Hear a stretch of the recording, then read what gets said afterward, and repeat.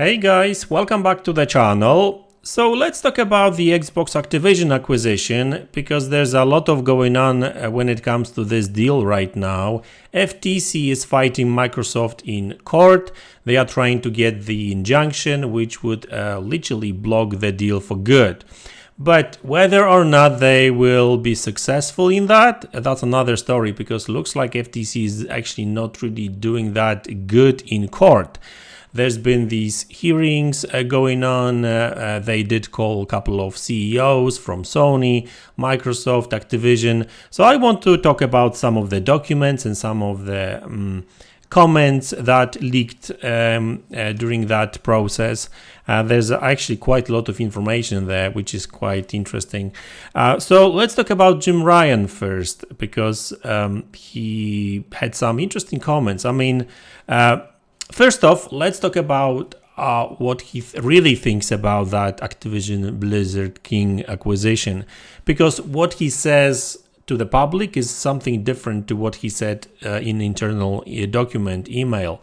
And in that email, shortly after Microsoft announced the purchase of Activision Blizzard King, he did say that PlayStation will be fine, that obviously he's not really happy about the fact that Microsoft is buying them, but he says that PlayStation will be fine, that they've got a lot of stuff in works, and they will be more than fine. That's the actual quote at the end of his email, right? So this is another thing that just goes to show that what is being shown to the public and what's really going on behind the closed door is something totally different.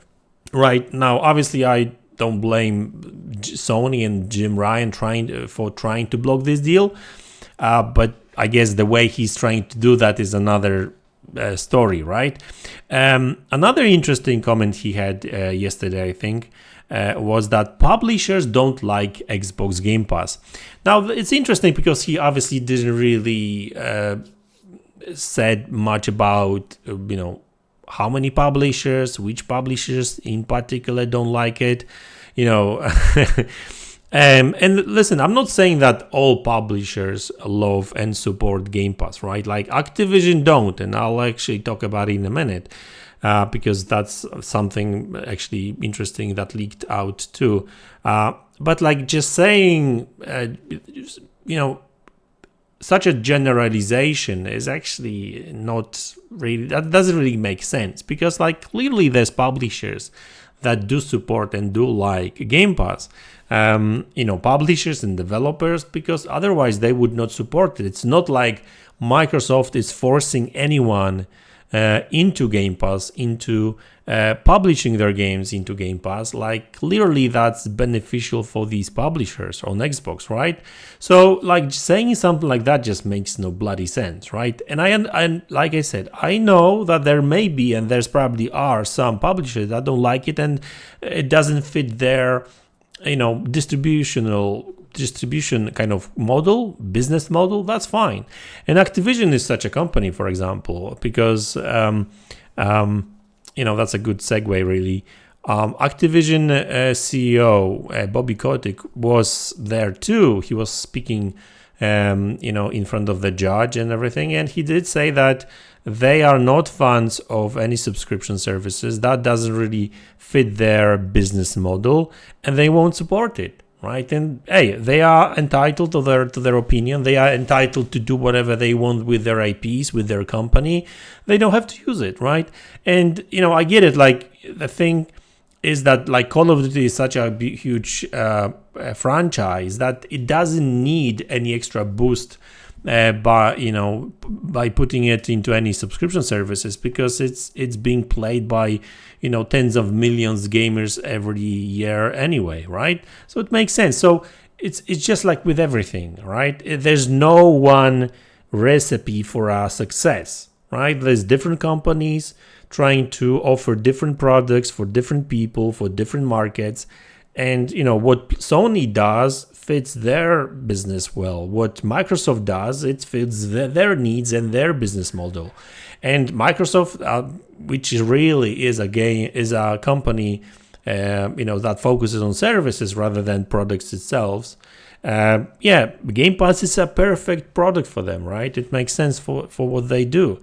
So yeah, like I said, like it's just like that kind of comments just don't make sense at all. Also, while we on the Sony, I guess it was leaked that some of the PlayStation games are very, very expensive to produce, like Horizon Zero Dawn or Forbidden West. Sorry, not the first one, but the sequel, and also I think they said God of War or Last of Us Part 2. Sorry, cost over $200 million to produce. That's a lot of money. $200 million. Yeah, so yeah, these games have to sell, but that's what it is. Like, quality costs a lot of money, single player, and that is one of the reasons why Sony is so actually is looking for some is trying their luck with games as service, because like these are constant money generators. Like, I mean, I'm talking about successful games, not flops, obviously. And that's why Microsoft, even though it has lower fan base and that kind of stuff, they still make a lot of money because they may produce a lot of games as service. They've got Fallout 76, Elder Scrolls Online. They've got Sea of Thieves. Halo still generates some money. Gears, like, I mean, most of their games, even they've got single player components like Gears, Forza, Horizon or Motorsport. They still got like a very strong multiplayer aspect, actually even bigger, I would say, in many cases, which generates a lot of money. And that's not what Sony does right now. I mean, they are trying to shift that, to change that, right? That's why they announced so many games as service recently, but it will take some time to actually adjust, I guess, right? But all these games as service a lot of times actually generate a lot of money to produce some other games, and that's why Sony is trying to recoup some money on PC market and obviously get into games as service more. So that's Sony really. I can't remember any other big topic that did leak. So that's that. Also, I want to talk about Satya Nadella for a minute. So we spoke about Bobby Kotick, which is not fan of Game Pass, but now Satya Nadella says that he's not really a fan of exclusives. Can you believe it? And that's another example of a CEO of a company that is different to like Sony, for example, right? Microsoft is all about services. Microsoft is all about, I'm not talking about Xbox, I'm talking about Microsoft. Right now, they are all about providing services to everyone. They want to feed everyone.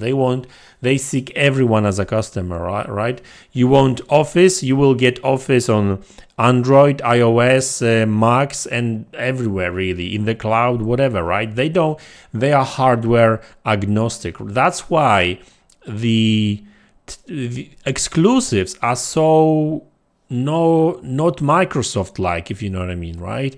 And the only thing with that Satya Nadella actually did say about it too is another thing really, is that they were kind of forced into making these exclusives at first, because like that was the only way to get into the console market, right? Without the exclusive content, they would not be able to do that. Now, somebody could argue that, okay, so you're not fan of exclusive, but then again, whether on Xbox, PC or cloud, you've got these exclusive titles and stuff, right? But it's part of the problem, I guess, is that you may get rid of exclusives, but then I guess your platform, the way you generate money, is not really going to, I guess, bring people in, because right now what Microsoft is trying to do is they're not trying to sell you a console, they are trying to sell you an ecosystem, and they want you to use this ecosystem on any device you want, right? So Game Pass is such a ecosystem. Windows is such an ecosystem, right? But clearly, obviously, Sony or Nintendo won't allow Game Pass on their platforms because it would take away revenue from, their games, services, and whatever they offer, right? So at the end of the day, guys, like, in a perfect world, having no exclusives would be great. But, I sometimes wonder if that would take away some competitive kind of edge from these companies, right? So I'm not saying that exclusives are good overall, because like having somebody owning one platform or, and not being able to play some games that, he may want to play is not good, right? Or forcing somebody to buy another platform just for one game is not really that great. So having all these games on a service platform that runs on different devices, that would be actually a better world. But maybe we'll get there at some point. But right now, it is what it is. Exclusives are a thing, and even though Xbox don't offer console exclusives anymore, like per se, like Xbox exclusives, because these titles can be played on Xbox PC, now on Android TVs and whatever. But yeah, you still need some form of service from Microsoft to access them, right? So, and I think that's the play for Microsoft here. And the last thing I really want to talk about is some of the comments I've seen after these hearings. There was 4 days of hearings. There was 2 days last week and 2 days this week. Way more information actually came out of it. I'm not really going to discuss all of that. I just found these interesting. But there's a lot of people that comment what's going on there, and they say that FTC is not really doing a good job there. That they, like just looking at it from the backseat, I guess it looks like FTC don't have good arguments to block this deal. And this is not me commenting this. I'm just basically saying what other people are saying. So you've got these, lawyers on the internet and everything, but also I watched CNBC, I think, recently, and they were kind of saying that, FTC is not really doing a good job in court. Like, their arguments are sometimes laughable, and they did laugh at them there.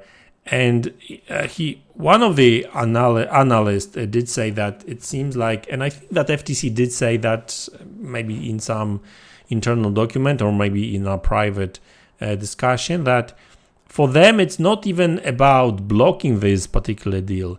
It's more about making the whole process so painful and so long and so expensive that this will show some other companies that, hey, you want to buy a huge publisher, get ready for a fight, right?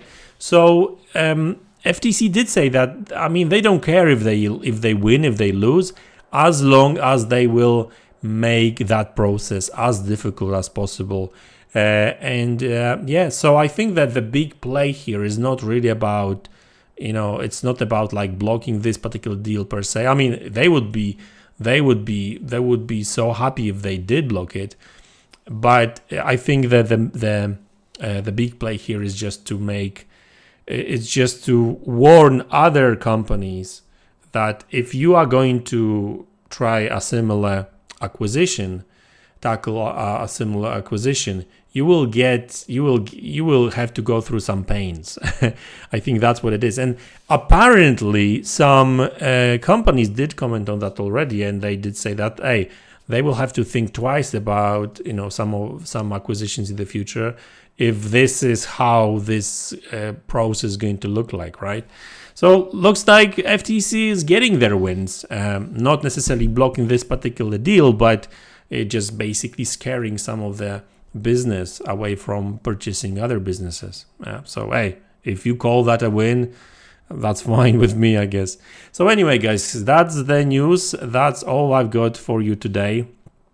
Obviously, I will let you know if I hear anything else. Like, I've seen people making like tens of videos about FTC, but it's just too much stuff to cover. And the thing is, like, a lot of it is just drama, and it's just like I'm really getting tired of the whole Activision Blizzard. I just really hope that it will finish, and it will just go away, and then we'll get back to what really matters are, which is like gaming news, not really court news, law news, and whatever, right? But anyway, so listen, that's the video. I hope you enjoyed it. By the way, check some of my gameplay videos. I've been posting some gameplay videos lately, and I will continue doing that in the future as well. So I hope you enjoyed it. Check them out, say hi, that kind of stuff. So I'm off. Thanks a lot again, and I'll see you in the next one. Take care.